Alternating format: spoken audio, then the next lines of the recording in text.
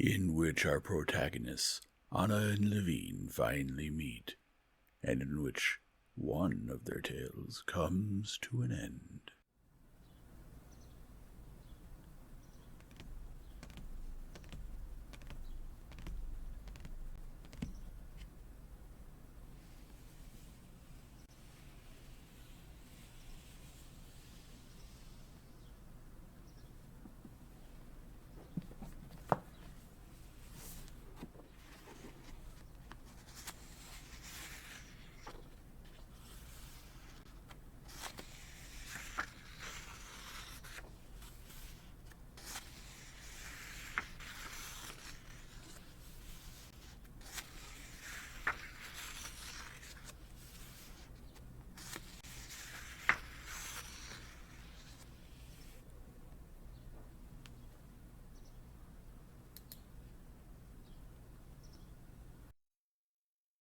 Chapter 22.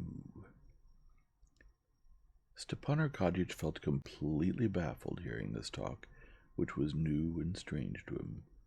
The complexity of Petersburg's life generally had an exhilarating effect on him, lifting him out of his Moscow stagnation, but he liked and understood those complexities in spheres that were close and familiar to him, while in this alien milieu he was baffled, dumbfounded, and could not grasp it all.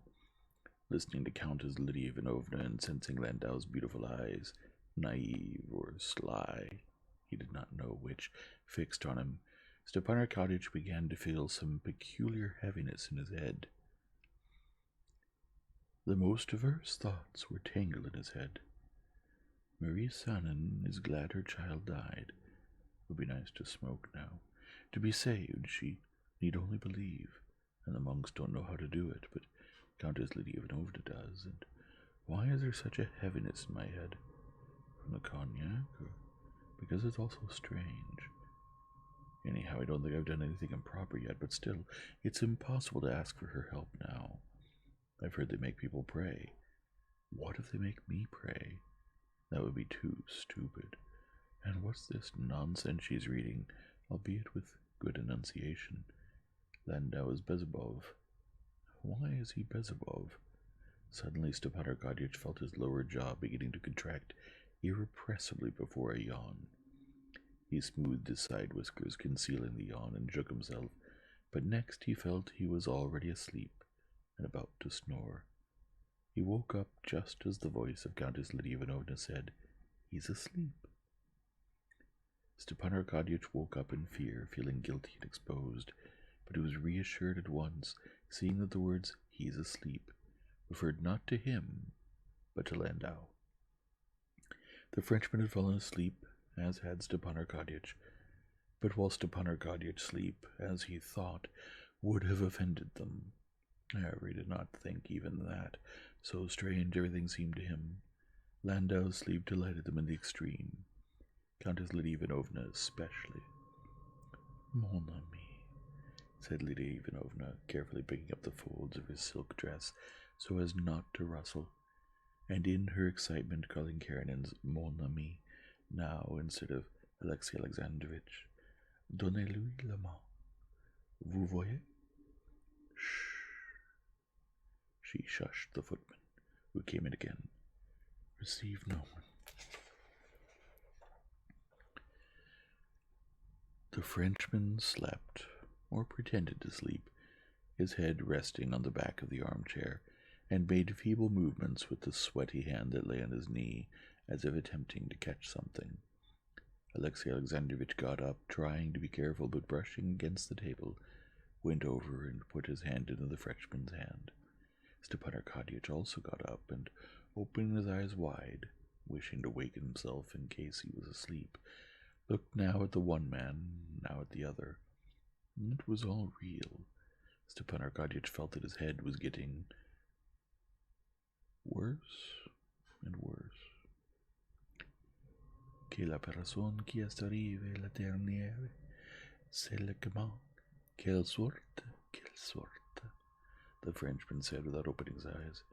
Vous m'excusez, mais vous voyez. Revenez, vedez encore mieux demain. Quelle sorte, the Frenchman impatiently repeated. C'est moi, n'est-ce pas? And receiving an affirmative reply, Stepan Arkadyevitch, forgetting about what he had wanted to ask Lydia Ivanovna, and also forgetting about his sister's business, with the sole desire of quickly getting out of there, left on tiptoe, and, as if it were a plague house, ran out to the street and spent a long time talking and joking with the cabby, hoping the sooner to come to his senses. At the French theatre, where he arrived for the last act, and then over champagne at the Tartars, Stepan Arkadyevitch caught his breath a little in an atmosphere more suitable to him.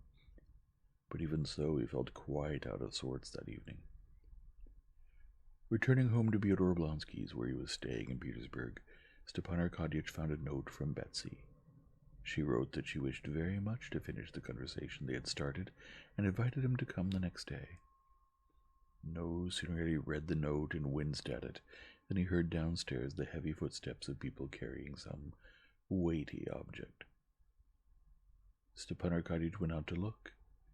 It was the rejuvenated Pyotr Oblonsky. He was so drunk that he was unable to climb the stairs, but he ordered them to stand him on his feet when he saw Stepan Arkadyevitch, and, hanging on to him, went with him to his room. There began telling about how he had spent the evening, and fell asleep on the spot. Stepan Arkadyevitch was in low spirits, which rarely happened to him, and could not fall asleep for a long time. Everything he recalled, everything was vile, but vilest of all was the recollection, as if of something shameful, of the evening at Countess Lydia Ivanovna's. The next day he received from Alexey Alexandrovitch a definitive refusal to divorce Anna, and understood that this decision was based on what the Frenchman had said in his real or feigned sleep.